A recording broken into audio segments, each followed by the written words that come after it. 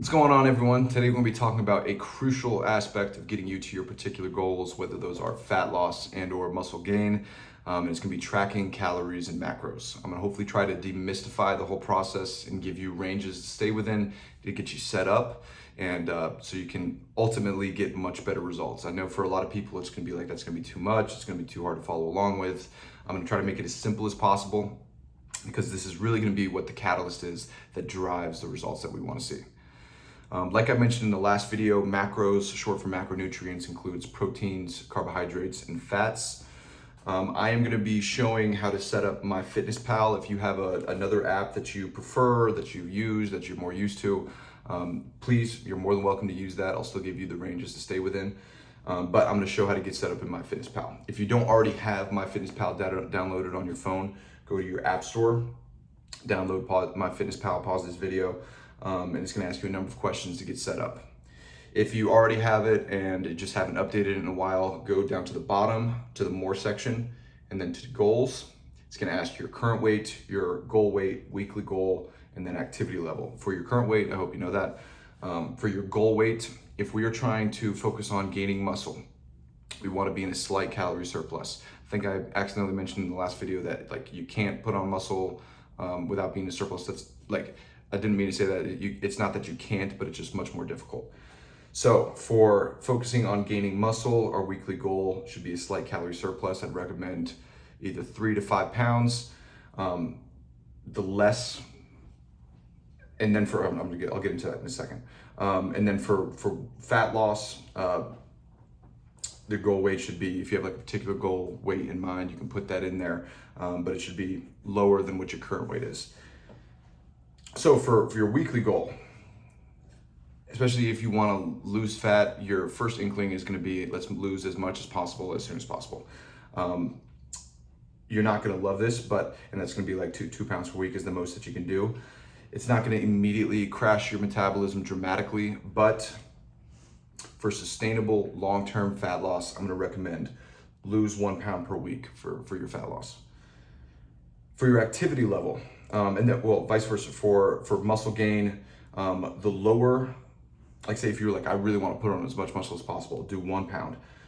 You're like, I don't want to put much fat on at all, but I really want to, I need to be in a little bit of a surplus for muscle gain, do gain 0.5 pounds per week. The lower that difference is as far as a surplus, the less fat you should put on.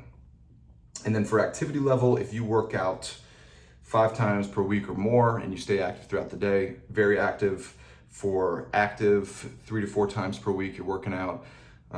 For lightly active, 2 times, and then for not very active, not working out.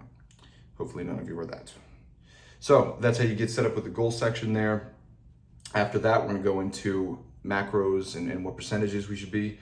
So we're still in the goal section. Let's go to nutrition goals. You're gonna see your calorie number that it recommends at the top, and then it's gonna give you percentages right below that. And on the left, you'll see the grams, which is like the actual grams for the percentage of calories. So I'm gonna start with fat loss. These are percentages that I have used my entire professional career with clients, even before F45, and also I've used myself for both fat loss and muscle gain. So for protein, this is gonna be something that you see that will stay consistent.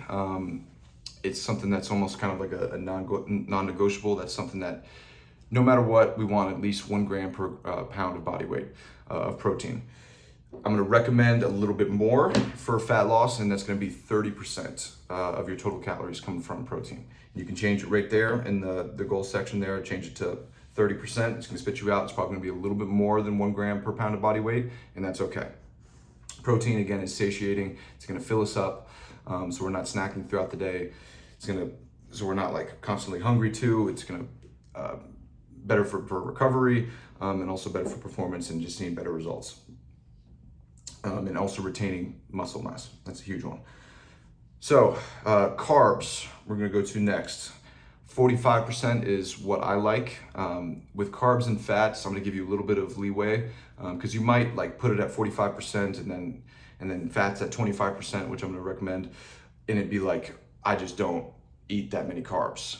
I don't want you, number one, I don't want you to be afraid of carbs because that's going to be the primary fuel source for our workouts. It's gonna make you feel stronger in the gym, because when you're in a little bit of a deficit, you can tend to lose a little bit of strength as well. And so do not be afraid of carbs. But if it's just like, Bill, I don't eat like this is just too hard, I can't get that, you can bring it down a little bit. And the same goes for fat, where you can bring it up a little bit. But my recommendation, protein 30%, carbs 45%, fat 25%.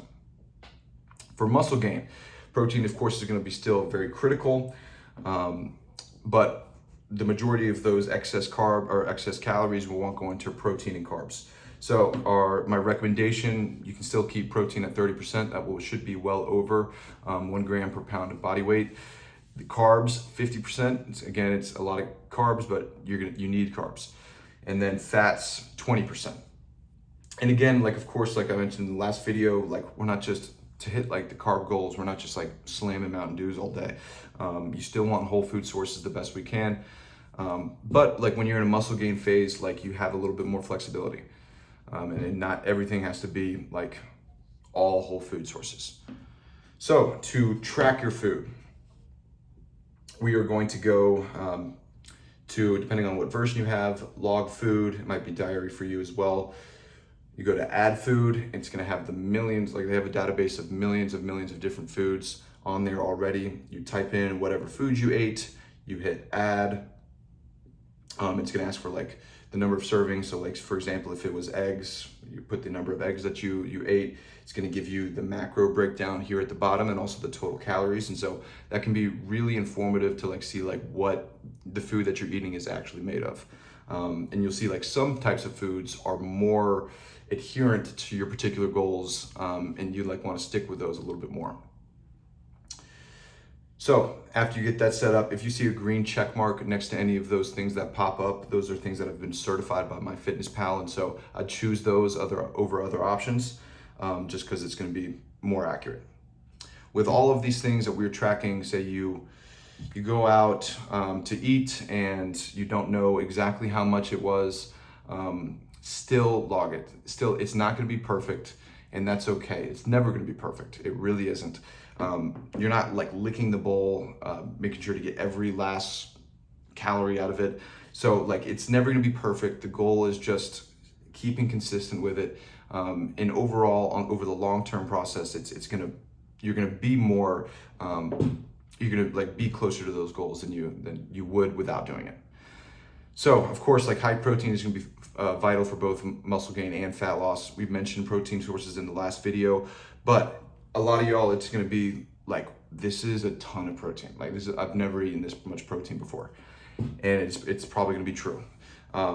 That's where protein powders can be extremely useful.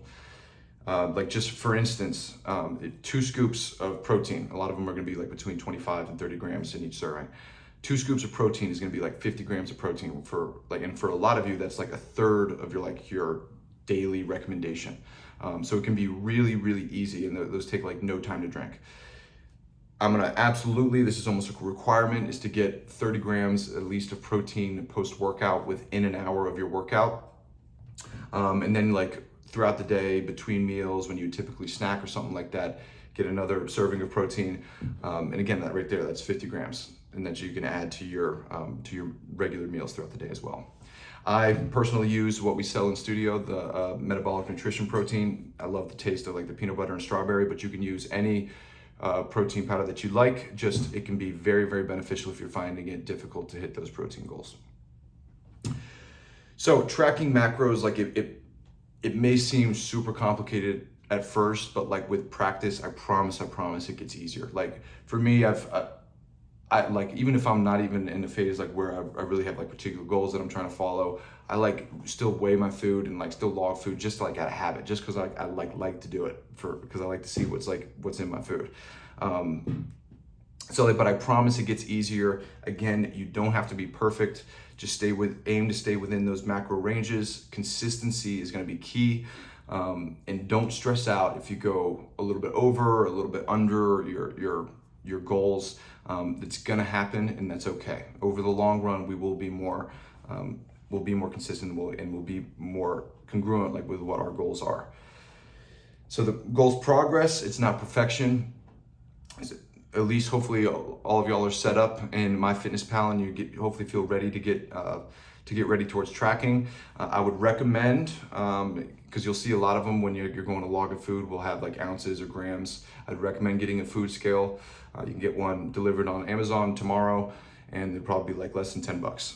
It's a really easy tool. As soon as you get the hang of it, you can knock it out real quick. The last thing that I'll recommend: do not leave tracking to the end of the day. When you're currently eating, how I do it like when I'm eating, I log the food that I'm actually eating, or if I'm measuring something out, I'm logging it right there. Do it as soon as you can. Don't put it off, because it'll get to the end of the day and then you're just going to guess on a bunch of random stuff. And so you'll be much more accurate if you're logging immediately when you're eating and or measuring out food. So reach out if you have any questions at all. Please use me as a resource. I've been doing this for a long time and I'm very used to it. I know the hiccups that can happen, and I can hopefully give you tips on making it a little bit easier to follow as well.